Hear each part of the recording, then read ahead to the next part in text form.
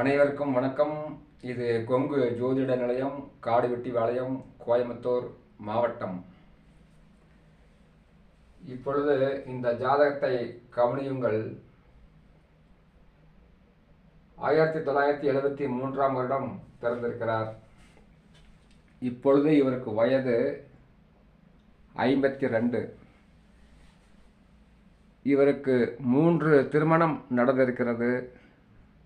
3 திருமணமும் டைவர்ஸ். காரணம் என்ன என்று பாருங்கள்.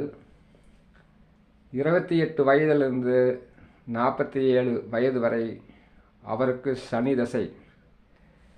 சனியை பாருங்கள், லக்கணத்திற்கு 7ஆம் வீட்டில். 7ஆம் வீட்டில் சனி இருந்து அதன் தசை நடக்கும்போதுதான் அந்த 3 திருமணங்களும் நடந்திருக்கிறது.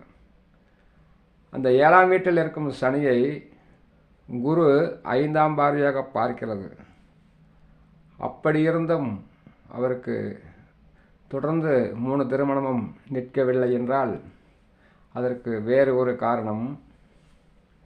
7ஆம் அதிபதியான சுக்கிரன் சூரியனுடன் 2 டிகிரிக்குள் நெருங்கி சுக்கிரன் தன்னுடைய வலிமையை இழந்துவிட்டார்.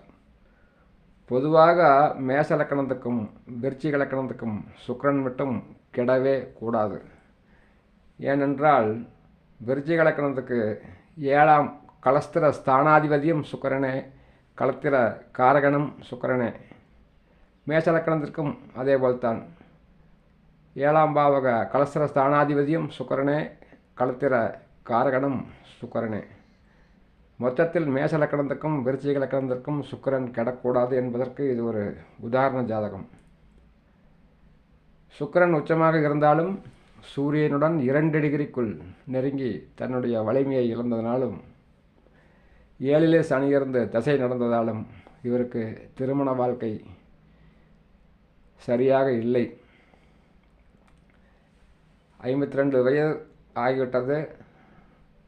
சமீபத்தில் ஜாதகம் பார்க்க வந்திருந்தார்கள்.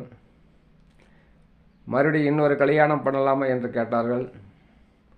வேண்டாம் என்று சொல்லிவிட்டேன். காரணம் என்னவென்றால்,